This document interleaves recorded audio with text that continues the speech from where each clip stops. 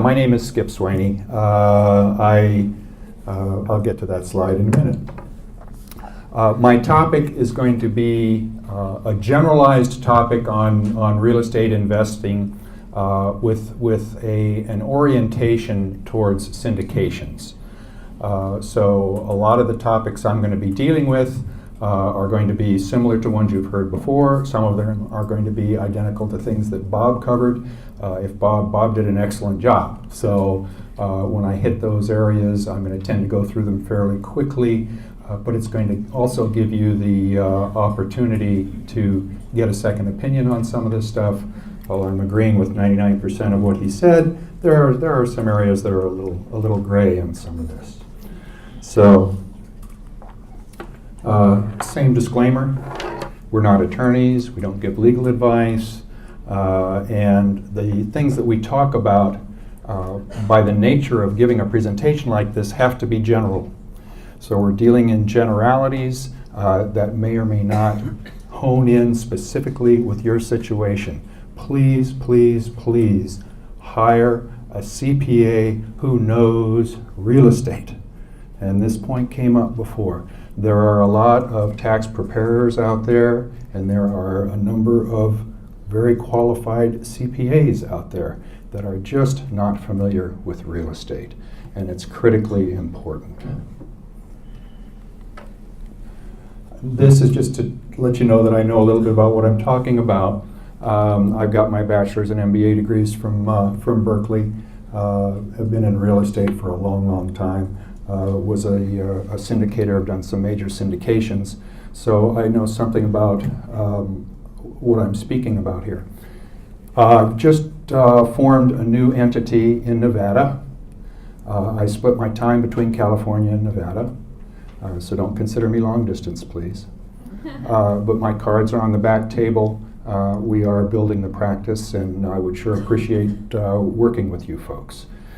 So pick up my card. If you just have a question, something that you want clarification on, please send me an email, and that works very well. All right, general benefits of syndications. What is a syndication? Well, as Kathy mentioned earlier, it's the ability for a number of investors to pool their resources and buy the types of properties that they might not otherwise be able to do. So by pooling funds with others and putting them into a formal syndication, you get many benefits. The first is just by pooling the funds, you're obviously being able to buy into larger projects that you wouldn't be able to do as an individual. And this in and of itself is going to help to diversify your portfolio.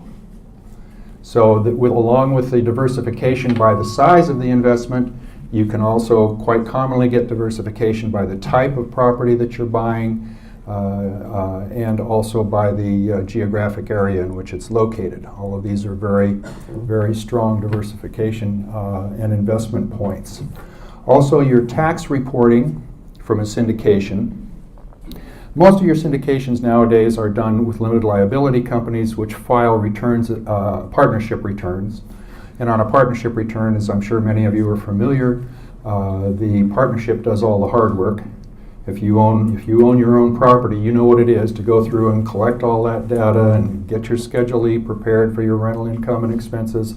There's a fair amount of effort in there. The partnership, the LLC, will do all of that. It gets summarized, and then you get a K-1 form, 2 or 3 pages, that you hand to your CPA that will tell the CPA how to incorporate that information into your tax return. So your accounting and administrative effort here is a piece of cake. It's basically being done for you by the syndication. Syndications are considered an investment activity, and we're going to talk more about that later. You have different types of income that are treated very differently for tax purposes. And a syndication is an investment activity, so think of it in terms of investment and investment income. It's also a passive activity. Bob talked some about passive activities. I'll speak to that same topic. and add a few additional points to that. One major issue is when you're dealing with passive activities. So essentially, unless you're a real estate professional, all of your real estate activities are passive activities. Your syndication will be a passive activity. And you can first offset all of your passive income with passive losses. That's the very first step, is to put all of your passive activities together and determine whether or not you have a gain or a loss. What does that mean? Well, I had a client who had a lot of real estate investments, and he was pretty aggressive. He had them all fairly highly financed, and he was generating some pretty substantial real estate losses, particularly in the earlier years when he first bought his properties. And so what he did was he went and found a syndicator who was actually flipping properties, but doing it in a very profitable way, so that the syndicator was generating very consistent, very high profits. And by investing with this particular syndicator, he was able to get passive income from those syndications, and he totally sheltered his passive income, and they put the cash right in his pocket because he was able to use his real estate passive losses against that syndication passive income. How sweet was that? All right, so instead of having to pay the tax directly on that, by being able to add all of his properties together, including the syndication, all of his passive activities being added together, he was able to shelter that income with his real estate passive losses. Made a huge difference on his tax bill at the end of the year. He was very pleased, and I was smiling all the way through doing the return.